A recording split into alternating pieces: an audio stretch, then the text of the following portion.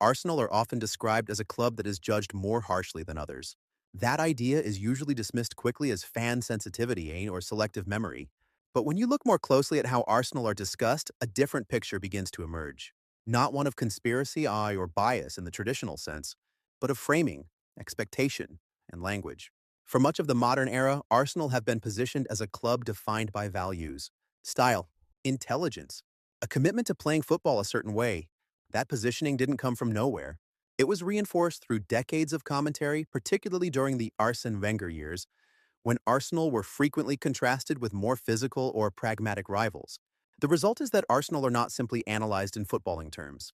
They are evaluated morally, and that matters. In sports media, clubs associated with identity or ideals tend to be judged differently when they fall short of them. Mistakes are no longer just errors. They are treated as contradictions, language shifts. Where one team is described as competitive or streetwise, Arsenal are more often described as naive, petulant, or lacking character. Those are not tactical assessments. They are character judgments. This difference becomes most obvious in moments of controversy.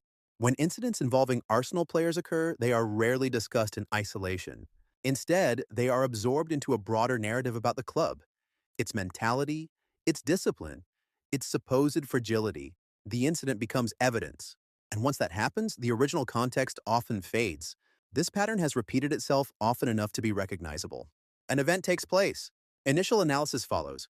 Then the focus shifts from what happened to what it is said to represent.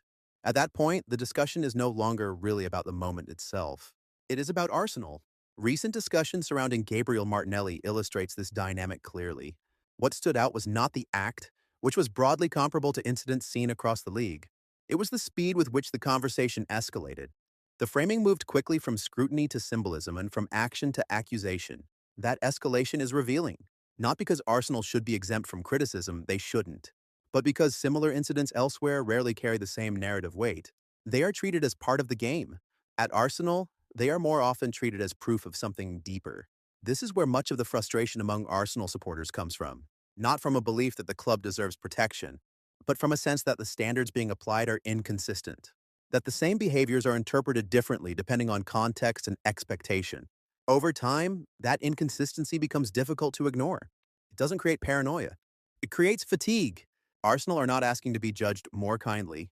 They are asking to be judged more evenly because consistency in analysis, as in officiating, is what credibility looks like. And until Arsenal are discussed in the same terms as everyone else, the perception that they are judged differently will continue to feel less like a grievance and more like an observation.